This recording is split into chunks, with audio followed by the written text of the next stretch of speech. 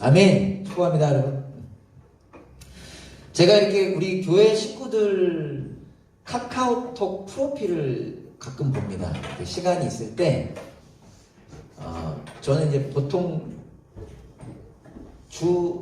주중에 거의 컴퓨터를 하니까 설교 준비를 하거나 뭐 책을 보거나 이렇게 설교를 듣거나 하면서 한 번씩 카톡이 오잖아요. 카톡이 자주 오니까 그럼 PC 카톡 편하니까 카톡 하면서 좀 머리를 식힐 때 카톡 프로필을 봐요. 그게 정답이라 할 수 없지만 그 이유가 뭐냐면 사람들이 카톡 프로필을 자꾸 바꾸더라고요. 그리고 요즘 좀 됐나요?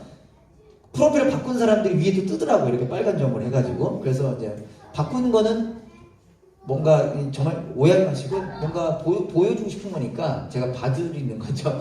보면서 전부 다 그렇진 않지만 많은 분들이 몇몇 분들이 그 프로필 사진으로 나타나는 것 같아요. 이분들이 요즘 뭘 생각하는지, 뭘 보는지, 어디 갔다 왔는지, 무슨 말을 하고 싶은지 그게 뜨는 것 같아요. 안 그러고서 그러지 않겠죠? 그래서 그걸 일부러 제가 기도하면서 보기 위해서 보는데 그냥 이렇게 지나갔었는데 최근에 몇몇 분들의 카톡 프로필 사진이 비슷한 느낌들이었어요. 처음에 몰랐는데 그게 뭐냐면 어떤 그림 영상 같은 배경에서 찍은 사진이더라고요. 그래서 이게 뭔가 또 어떤 분들은 프로필을 이렇게 동영상으로 찍잖아요. 막 전체가 밝아. 근데 뭐 그림 같아. 근데 이게 그냥 지나갔어요. 이게 뭔가 하고. 근데 약간 그런 느낌이 많이 있었어요. 근데 알고 봤더니 이게 현재 저 컨벤션 센터에서 하고 있는 그 빈센트 반 고흐라고 하는 사람의 전시회에서의 사진이었었어요. 알고 봤더니. 그게 이제 마지막 기도 훈련 가운데 어떤 분이 그거 갔다 왔다고 하시면서 제가 확 이렇게 스쳐 지나가면서 이게 그거였구나. 다시 들어가서 봤더니 다 그거더라고요. 봤더니 여러분 뭐 되게 좋다고 합니다. 여러분들 한번 시간을 내셔서 한번 가보시면 좋을 것 같은데 저는 못 갔지만 아직. 그래서 갑자기 딱 생각나는 그림이 이 그림이었는데 여러분 한번 봅시다. 여러분 혹시 아시나요? 워낙 유명한 그림이긴 한데 저는 잘 몰랐었습니다. 예. 이게 뭐냐면 그 빈센트 반 고흐라고 하는 우리에게 저처럼 미술에 완전 문외한인 사람도 들어본 이름이 고흐 아닙니까? 귀 하면 알잖아요. 예, 그분이 그린 제목 아세요 혹시? 용기를 내서 아시는 분 전생들 빼고 이 그림 제목 혹시 아시는 분? 미니는 알 것 같은데 얘기 일부러 안 하시는 거죠? 이게 별이 빛나는 밤이라는 별이 빛나는 밤에는 아니고요. 별이 빛나는 밤이라는 작품입니다. 고흐라고 하는 사람이 생내미 정신병원에 있을 때 그린 작품이라고 해요. 제가 이건 책에서 찾은 건데 여러 개를 좀 인터넷으로 뭐 제한이 있지만 찾아봤는데 혹시나 이 미술에 조예가 깊으신 분들 제가 잘못 전달하는 내용이 있으면 나중에 코멘트 해주시면 또 수정하도록 하겠습니다. 제가 조사해본 바에 의하면 이게 고흐의 눈에 비친 물론 지금 정신병원에서 밖을 쳐다본 거겠지만 고흐의 눈과 고흐의 마음, 생각에서 반영된 마을의 밤 풍경을 그린 겁니다. 되게 밝은데도 어둠이 좀 표현되잖아요. 어둠은 고흐라고 하는 사람의 그 어려웠던 내면을 상징하고 나타내고 저 밝게 제목에 나온 저 별과 다른 포기할 수 없는 희망을 나타낸다고 해요. 특별히 이 부분에 있어서 좀 의견이 분분하긴 합니다. 왜냐하면 고흐가 정신적 질환을 가지고 있었기 때문에. 하지만 또 기독교적 해석에서 바라보는 사람들은 고흐의 그림에 파란색과 노란색이 많이 나오는데 파란색은 고흐가 생각하는 그 하나님의 무한하심을 나타낸다 하고요. 믿는 사람 목사님의 아들이었잖아요. 노란색은 그 하나님의 무한하심의 그 은혜를 받은 존재에서 나타나는 따뜻한 온기를 저 노란색으로 표현했다고 해요. 한 가지 흥미로운 것은요, 여러분 보이실지 모르겠는데 나중에 뭐 인터넷에 한번 보세요. 제가 예전에 한번 언급했나 모르겠는데 이 여부분이 마을입니다. 마을을 보면 이런 집들에 이렇게 노란색 빛이 있어요. 그 노란색이 하나님의 은혜에 대한 온기라고 표현한다면 그게 집들에서 나타나는 거죠. 근데 그 집들 딱 가운데에 누가 봐도 훤히 보이는 이 교회 건물인데 교회 건물에만 빛이 없습니다. 이것을 어떻게 해석하는 사람들이 있느냐? 당시 고흐의 삶을 돌이켜보면 그가 네덜란드 사람이잖아요. 네덜란드 교회에서 이렇게 배척받았습니다. 그의 특이함 때문에. 그리고 고흐는 좀 그런 마음이 있었던 것 같아요. 이제 제도적인 교회에 대한 그런 반대적인 마음이 있었던 것 같아요. 그러니까 한마디로 네덜란드 교회에 대한 고흐의 실망이 담겨져 있는 거예요. 빛을 발해야 되는 교회가 정작 빛이 없는, 그들에게만 집중하는 삶을, 특별히 고흐는 탄광총에 살면서 그들의 삶의 일상으로 들어가서 그들을 섬겼던 삶을 살았던 사람으로서 오히려 책망을 받았다고 해요. 너 이렇게 살면 안 된다. 이렇게 보잘것없이 사냐라는 얘기를 교회에 들었다는 얘기도 있는데 그 마음이 좀 담겨 있는 거죠. 갑자기 이 그림이 생각나면서 여러분들과 나누고 싶었습니다. 여러분들은 교회 하면 어떤 마음이 드십니까? 교회. 그리고 우리가 교회잖아요. 교회로서 여러분 어떤 마음을 가지고 계십니까? 특별히 오래됐죠. 한국 사회가 교회에 대한 엄청난 비판을 가지고 있고, 제가 전사님들을 통해서 그리고 리더들을 통해서 들은 바는 요즘 넷플릭스나 다른 여러 TV 프로그램에서 교회에 대해서 멋지게 은유적으로 강력하게 비판하는 모습들이 아주 많이 나타난다고 합니다. 특별히 작품성이 있는 작품에서 늘 기독교를, 물론 이단을 그들은 기독교라고 생각하니까 그것을 맞물려서 교회처럼 나쁜 곳은 없다라는 식으로 나타나는 영상들이 참 많다고 해요. 그런 상황 속에서 여러분들이 예수님 믿기 전과 예수님 믿게 된 후에 교회에 대한 생각은 혹 바뀌셨는지, 어떤 마음을 갖고 계신지 이 시간 우리가 한번 고민하면서 말씀을 주목하면 좋겠습니다. 지난주 우리는 바울의 기도를 살펴보았습니다. 바울의 감사기도와 바울의 중보기도를 살펴보았는데, 여러분 바울의 중보기도 제목 4가지 혹시 기억하시나요? 우리가 이 기도를 가지고 한 주 동안 기도해보자고 했는데 4가지 이렇게 기도했습니다. 첫 번째, 하나님을 알게 해주십시오. 사랑하는 나의 교회가, 거기에 포함되겠죠. 사랑하는 나의 가족이, 나의 친구가, 이 땅의 그리스도인들이 하나님을 더 알게 해주십시오. 두 번째, 하나님의 부르심에 속한 소망이 무엇인지를 알게 해주십시오.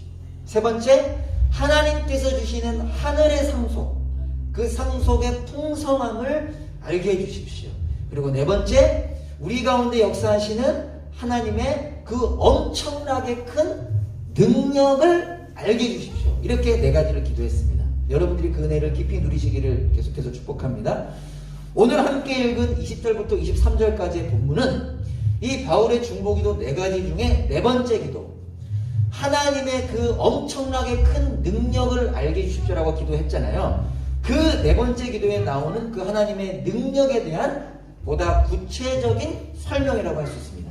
뭐라고요? 4가지를 기도했는데 4번째가 하나님의 능력에 대한 기도였는데, 그 능력이 어떤 능력인지, 그 하나님의 능력이 어떻게 나타났는지를 자세하게 좀 더 설명하는 것이 20절부터 21절까지, 23절까지 할 수 있습니다. 제가 20절, 21절 한 번 더 읽어볼게요. 자, 들어보세요. 이게 능력인데, 하나님께서는 이 능력을 그리스도 안에 발휘하셔서, 예수님 안에서 발휘하셔서 그분을 죽은 사람들 가운데서 살리시고 하늘에서 자기의 오른쪽에 앉히셔서 모든 정권과 권세와 능력과 주권 위에, 그리고 이 세상뿐만 아니라 오는 세상에서 일컬을 모든 이름 위에 뛰어나게 하셨습니다. 하나님의 능력이 어떻게 나타났다고 이야기합니까? 예수님을 죽은 사람들 가운데서 살리셨대요. 하나님의 능력이. 쉽게 말하면 부활이죠. 부활에서 나타났고, 두 번째, 그 부활하신 예수님을 하나님 오른쪽에 앉히셨대요. 오른쪽은 어떤 의미가 있는가? 하나님과 동등되다라는 의미가 성경에서 표현되는 게 오른쪽이에요. 그러니까 하나님, 부활하신 예수님을 하늘로 올리셔서, 우리가 생각하는 그 하늘은 아니겠지만 하나님 우편에 앉으셨고, 다르게 표현하면 승천, 그리고 보좌라고 표현할 수 있겠죠. 그리고 나서 어떻게 하셨냐? 그 예수님을 모든 권세와 모든 이름 위에 뛰어나게 하셨다. 에베소 교회 성도들이, 우리가 생각하는 그 힘이 있다라고 얘기할 수 있는 그 모든 것들보다 더 높은 분으로 만드셨다. 그것이 하나님의 능력이 나타난 구체적 내용이라는 것입니다. 여기서 우리가 한 가지 기억하고 싶은 것이 있습니다. 여러분, 예수님의 부활과 승천은 역사적인 사건이고 사실입니다. 보통이라고 안 되지만 많은 교회에서는 이럴 때 아멘 합니다. 아멘. 그 조용하다라는 그 교회도 아멘. 예수님의 부활과 승천은 역사적 사실이라는 거예요.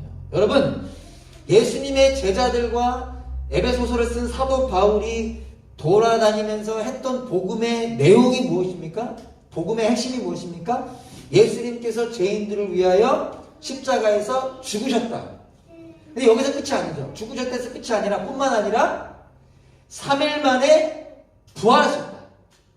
죽음을 이기시고 다시 살아나셨다. 여기까지가 복음이잖아요. 물론 승천 보좌까지 가야 되지만 죽음에서 끝났으면 복음이 아닌데 그 어떤 사람도 살아날 수 없는, 죽음에 살아날 수 없는데 예수님은 완전한 인간이셨음에도 불구하고 완전한 신이셨기에 살아나셨다는 거예요. 이것은 예수님의 제자들이 직접 목격했던 사실이고요. 그 연약하고 부족했던 제자들이 변하게 된 계기 사실이었어요.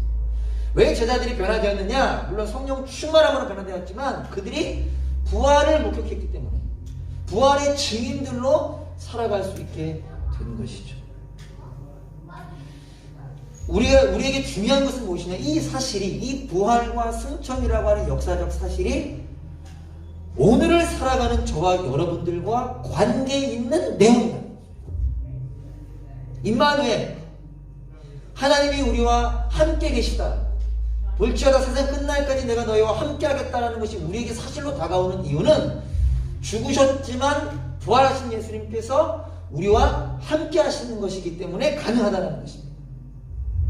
그러니까 이 부활과 승천은 지금 우리에게도 2021년 마지막을 살아가는 코로나 시대를 살아가는 우리에게도 성경에서 뭐라고 표현했었나요? 강한 힘으로 활동하시는, 그게 느껴지고 안 느껴지고 긴가민가가 아니라 정말 우리의 삶에 작동하시는, 우리의 일상에, 직장에서, 학교에서, 가정에서, 커피숍에서, 구석구석에서 여전히 이루어지는 내용이라는 거예요. 바라기는 저와 여러분들이 그 은혜를 누리기를 소망합니다. 그래서 여러분, 책들 중에 이런 비슷한 책의 제목들이 많아요. 부활을 살라. 예.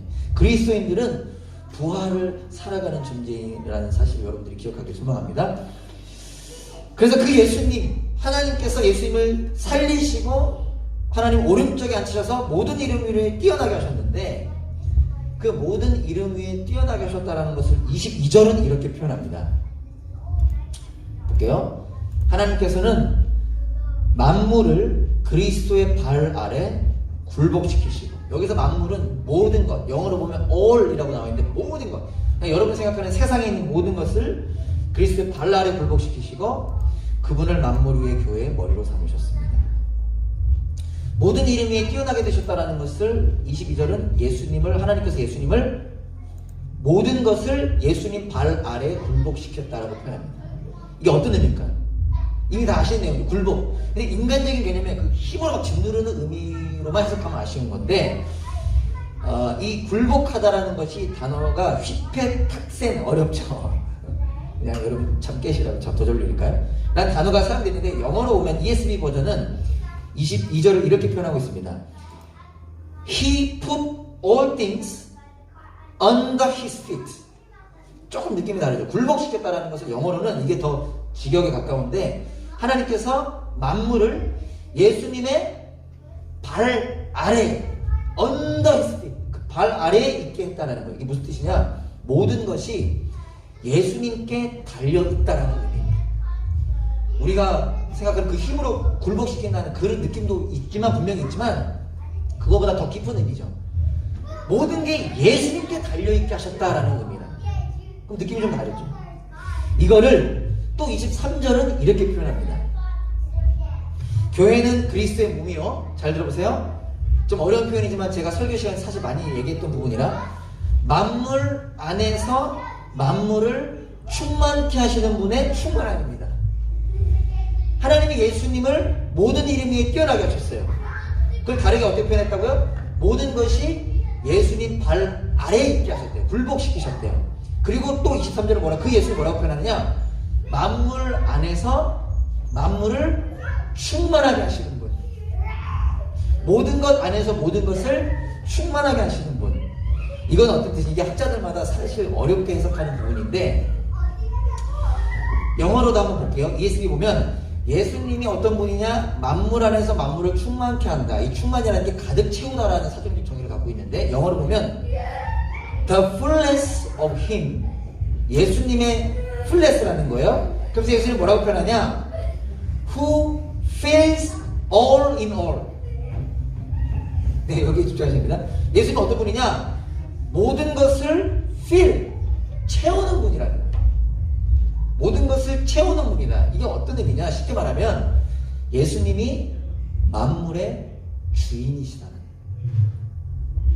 사람들은 그것을 모르고 예수를 진짜 못 박았지만 살아나셨고 승천하신 후에 그 예수가 어떻게 되셨냐? 모든 것의 주인으로 세우셨다는 거예요. 모든 것의 주인이라는 뜻은 무엇이냐? 예수님께서 모든 것을 다스리시고 변화시키신다는 거예요. 어떤 세상을? 이 무너지고 어그러진 세상, 이 망가지고 악한 세상을 하나님께서 예수님 발 아래 두심으로 예수님이 feel 한다는 거예요. 어떻게? 다스리시고 변화시키신대요. 다른 말로 우리가 좋아하는, 잘 아는 말로 이 땅을 회복시키신다는 거예요. 여기는 사람뿐만 아니라 온 자연을 포함하는데, 제가 여러분 그냥 준비하지 않았지만 성경을 제가 읽어드릴게요. 로마서 8장에 보면 이런 말씀이 있습니다. 로마서도 사도 바울이 쓴 편지죠. 피조물은 하나님의 자녀들이 나타나기를 간절히 기다리고 있습니다. 피조물이 허무에 굴복했지만 그것은 자의로 그렇게 하는 것이 아니라 굴복하게 하신 분이 그렇게 하신 것입니다. 그러나 소망은 남아있습니다. 잘 들으세요. 그것은 곧 피조물도 썩어짐의 종살이에서 해방되어서 하나님의 자녀가 누릴 영광된 자유를 얻으리라는 것입니다. 예수님께서 만물 안에서 만물을 충만하게 하시는 분, 이 땅을 회복시키시는데 저와 여러분들을 회복시키실 뿐만 아니라 피조물 모든 것을, 이 무너진 모든 세상을 회복시키신다는 거예요. 그게 뭐라고요? 하나님의 능력이라는 거예요. 이해되실지 모르겠어요. 그러면서 바울이 마지막으로 무엇을 선포하느냐? 오늘 저와 여러분들이 이미 대부분 아시겠지만 붙잡고 실험해 보기를 원하는 것인데요. 저부터가 우리가 깨닫기 원하는 것은 무엇이냐?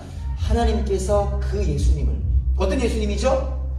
죽으셨지만 부활하셨고 하나님 우편에 계시고 이제 모든 이름 위에 뛰어나게 되셔서 모든 것을 다스리시고 회복시키시는 분, 그 예수님을 교회의 머리로 삼으셨대요.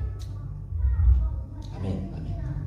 그 예수님을, 세상을 회복시키시는 예수님을 교회의 머리로 삼으셨대요.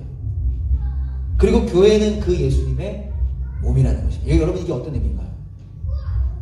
계속 반복하겠습니다. 예수님이 모든 것을 다스리시며 회복하세요. 그런데 하나님은 그 예수님을 교회의 머리로 삼으셨대요. 그리고 교회는 그의 몸이래요. 어떤 의미입니까? 이미 너무 잘 알고 있는 내용이시지만 이렇게 이해하시면 훨씬 은혜가 다가올 거라 믿는데, 예수님께서 교회를 통해 일하신다는 겁니다. 하나님의 계획은, 기억하시면 지지난주 모든 것을 하나님께서 통일시키시기를 원하시는데 그 일을 교회를 통해서 하시는 게 하나님의 계획이에요. 그래서 예수님이 모든 이름 위에 뛰어나게 되셔서 만물을 feel, 그냥 예수님이 하시면 되는데 그 예수님을 교회의 머리로 삼으셨다는 거예요. 영어로 보면 이렇게 해석합니다. He gave him to the church라고 나와요. 그게 뭐냐? 교회에 예수님을 주셨다는 거예요. 그게 복임과 동시에 왜 주셨을까요? 그 예수님을 통해 그 회복의 일이 일어나도록 하기 위해서. 누굴 통해서? 교회를 통해서.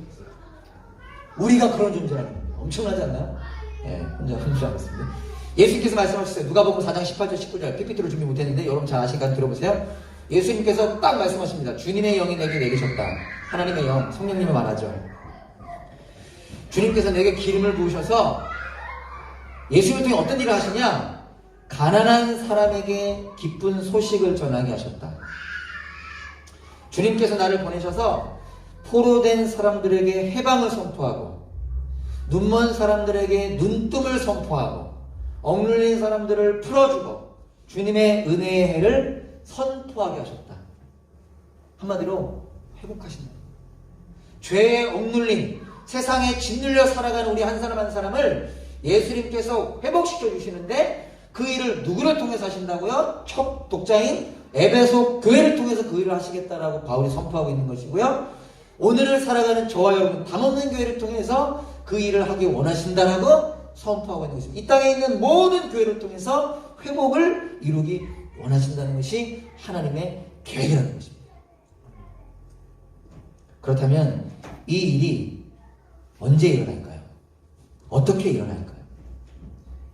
교회면 이 일이 일어나는데 언제 그 일이 일어날까요? 괜찮습니다. 정님 23절에 보면 바울이 이렇게 선포합니다. 교회는 그리스도의 몸이요.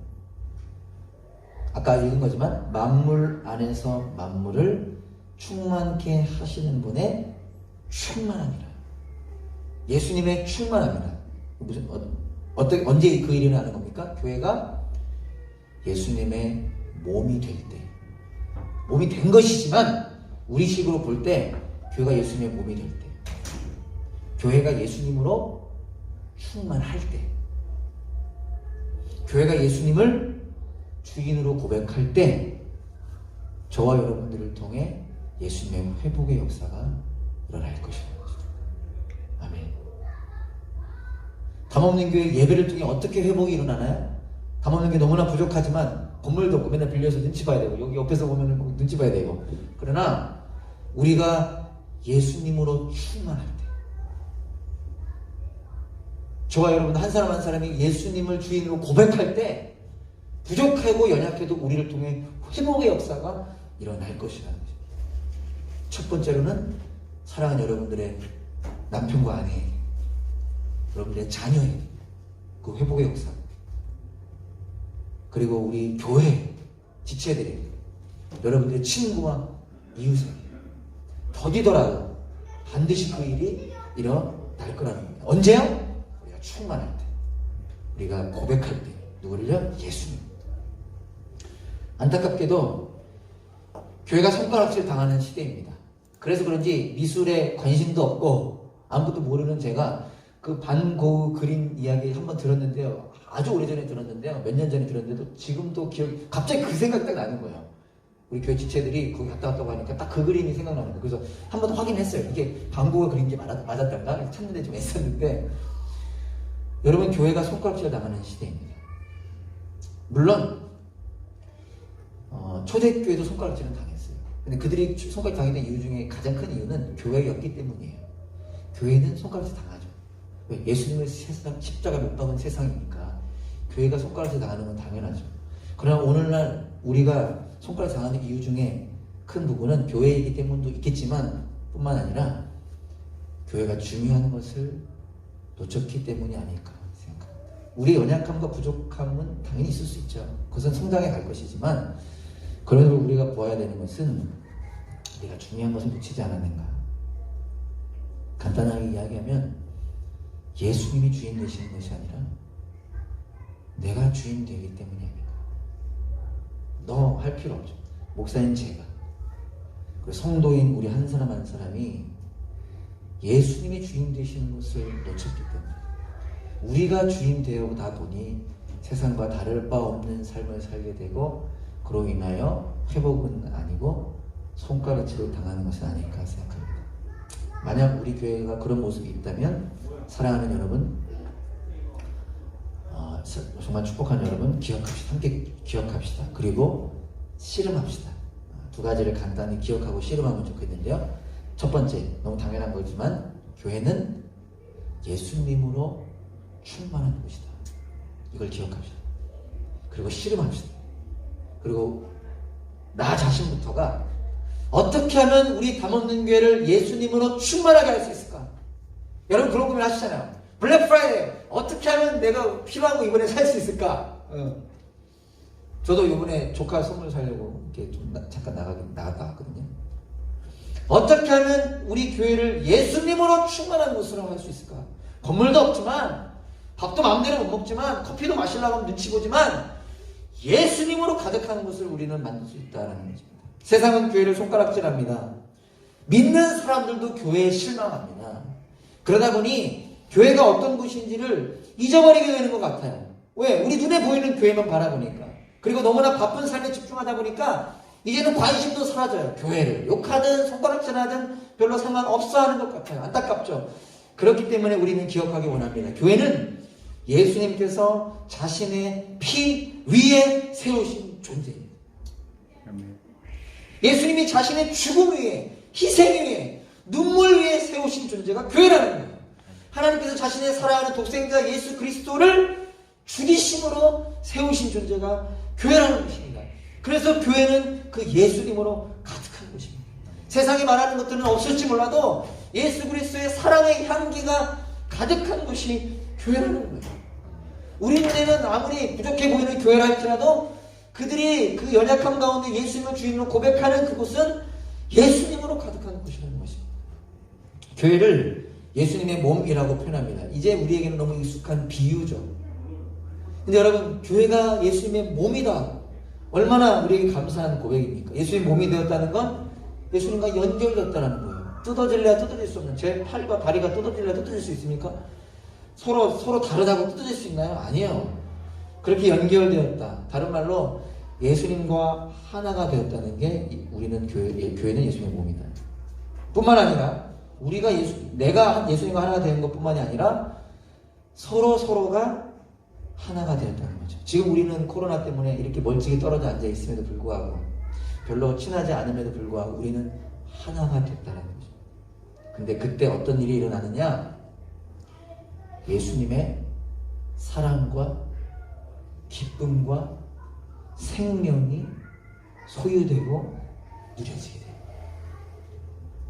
예수님으로 가득함을 경험하게 되는 것입니다. 아까 찬양했죠. 예수님의 영광을 바라보게 되는 것입니다. 하나님께서 하박국 선지자에게 이런 말씀하셨어요. 잘 아시는 말씀인데 하박국 2장 14절 오늘 찬양에도 나와서 감사했는데 여러분 얼마나 감사합니까? 이렇게 이야기했어요. 바다에 물이 가득하듯이 주의 영광을 아는 지식이 땅 위에 가득할 것이다. 여러분 바다에 물이 가득한 거 우리 다 알고 보잖아요. 눈으로 볼 수 있는 사실 아닙니까? 그와 같다라는 거예요. 무엇이요? 온 세상이 주의 영광을 아는 지식으로 가득해지는 것을 우리가 물이 바다 덮음 같은 것처럼 보게 된다는 거예요. 근데 그 일이 어떻게 누구를 통해 일어나느냐? 교회를 통해 일어난다. 제가 이것도 준비 못했는데 그냥 들려주세요. 신약 통독하신 분은 최근에 요한계시록 읽지 않았습니까? 거기 나오는 건데 요한계시록 21장에 보면 이런 말씀이 있어요. 새 예루살렘에 대해서 이야기하면서 이렇게 얘기합니다. 그 도성에는 해나 달이 비출 필요가 없대요. 여러분 어제 날씨 좋았죠? 여러분 다들 좋다는 얘기 한 번쯤 하셨죠? 오 날씨 좋다. 저도 어제 기차 타고 어디 가면서 와 햇빛 봐 이랬거든요. 오늘도 좋죠? 내일도 좋대요. 화요일도 좋대요. 얼마나 좋아. 근데 그런 빛을 비출 필요가 없다라는 겁니다. 왜? 하나님의 영광이 그 도성을 밝혀주며 어린 양이 그 도성의 등불이시기 때문이라는 거예요. 해나 달이 필요 없대요. 왜? 별이 빛나는 밤, 별이 필요 없대요. 하나님의 빛 때문에, 예수님의 빛 때문에 이 일이 하나님 나라에서 이루어진다는 것인데 그것을 먼저 경험하고 나타낸 존재가 누구다? 교회다라는 겁니다. 예수님으로 충만해진 우리가 예수님을 보게 된다는 것입니다. 이 눈으로는 못 보더라도 우리가 느끼고 고백하게 된다는 거예요. 그분의 가득하심, 그분의 그 밝음, 그분의 그 은혜를 우리가 보게 될 거라는 것입니다. 아니 보는 존재가 교회라는 것이죠. 예수님으로 가득한 것이 고백되고 나타나는 우리 담없는 교회가 되기를 소망합니다. 다른 건 부족할지라도 예수님으로 가득한. 두 번째 우리가 기억하고 실험하고자 하는 것은요. 교회는 예수님을 주인으로 고백하는 곳이다 라는 것입니다. 여러분 오늘 저와 여러분들이 나눈 이 에베소서 말씀을 에베소 교회 성도가 아닌 에베소에 사는 사람들이 들었다면 그 반응이 어땠을까요? 여러분 친구들 전도해 보신 분들은 좀 예상하실 수 있을 거예요. 친구에게 복음 전해보신 분도 알 텐데, 만약 이 편지를 에베소 사람들이 들었다 이렇게 선포하죠. 하나님의 능력이 크다. 하나님이 만물을 예수님 발 아래에 굴복시켰다. 이 얘기를 만약에 에베소 사람들이 들었다면 무시하지 않았을까요? 콧방귀 끼지 않았을까요? 비웃지 않았을까요? 제가 군대에서 복음 전할 때 아주 비웃음 들었는데, 왜냐? 보이지 않고 보잘것 없으니까. 야, 하나님이 능력이 제일 크고 하나님이 예수님 발 아래에 만물을 굴복시켰으면 니네 에베소 교회 성도들 왜 이렇게 찌질하게 살아가는 거야? 너네 왜 이렇게 힘없이 살아가는 거야? 무시하지 않았을까요? 비웃지 않았을까요? 그런데 여러분, 사도 바울은 그것을 힘으로 증명하려 하지 않고 뭐라고 표현하는 겁니까? 그런 세상 속에서, 그런 사람들 속에서 모두가 비웃고 모두가 손가락질 하더라도 그럼에도 불구하고 예수님의 주인 되심을 고백하는 유일한 존재가 교회라는 거예요. 이렇든 저렇든 예수님 당신이 우리의 주인이십니다라고 고백하는 유일한 존재가 교회라는 거예요. 그리고 그 교회를 통해, 그 교회의 삶을 통해 예수님이 드러나게 되는 거라는 겁니다. 힘으로 증명되는 게 아니에요. 돈으로 증명되는 게 아닙니다. 높아져서 증명되는 게 아니에요. 그냥 그 예수님으로, 그분의 부활과 승천으로 예수님이 늘 드러나게 된다는 것입니다. 예수님을 주인으로 고백한다는 것은 예수님의 다스리심을 받는다는 겁니다. 언제 어디서나 예수님께 순종하는 것입니다. 부부 사이에서도 예수님께 순종하고, 가족 안에서도, 부모와 자녀 사이에서도 예수님께 순종하고, 사업하는 가운데도 예수님께 순종하고, 공부하는 가운데도, 공부하는 분은 없나요? 예수님께 순종하고, 모든 순간 예수님께 순종하는 것이 예수님의 다스림을 받는다는 거예요. 예수님 믿는다고 하면서 예수님께 순종하지 않으면 다스리심은 받지 않는 겁니다. 그래서 교회가 어려움을 겪고 있는 것이죠. 우리 담없는 교회가 예수님께 순종하는, 예수님을 주인으로 고백하는 교회가 되기를 소망합니다.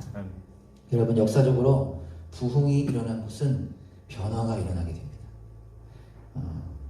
여러분 많이 들어보셨죠? 평양 대부흥 1907년. 그리고 아까 전사님들과 대화를 나눴는데 그 전에 시초라고 이야기할 수 표현하는, 많은 학자들이 표현하는 1904년에 웨일즈 부흥, 이런 역사적 부흥들, 정말 큰 역사가 일어났던 부흥들이에요. 여러분, 그 부흥이라고 하는 것이 그 안에서의 거듭남과 성장을 말하는 건데, 꼭 부흥이 일어난 곳은 변화되기 시작했어요. 그들의 가정과 사회가 변화됐습니다. 그래서 가정이 회복되고요. 다 공통점이 뭐냐? 술집이 문을 닫아요. 한국 사람들 특히 좋아요. 술집이 문을 닫고 교도소가 문을 닫습니다. 왜? 범죄가 사라지니까. 사람 족발 바뀌어가지고. 특별히 한국 같은 경우는 계급이 차별이 사라지고 남녀 차별이 사라지고 지역 차별이 사라지는 일들이 그 동네에서 일어난 거예요. 쉽게 말해 그때는 계급이잖아요. 종이 장로님이 되고 한 자리에 앉고 서로 허그를 하는 일들이 일어난 것입니다. 제가 책을 보면서 재밌었던 것 중에 하나가 웨일즈 부흥 때는 이런 일도 책에 기록되어 있어요. 어떤 일이 있었냐? 부흥이 일어나고 나서 그 지역에 탄광촌이 문을 닫게 된 거예요. 그 석탄 일하는 데가 문을 닫게. 왜 문을 닫았냐? 파업을 해서가 아니라 이 석탄 일을 하는 사람들의 입술이 바뀌어가지고. 그게 무슨 말이냐? 석탄은 그 당시에는 말이나 그 나귀 같은 걸로 날랐는데 그전에는 막 욕을 한 거예요.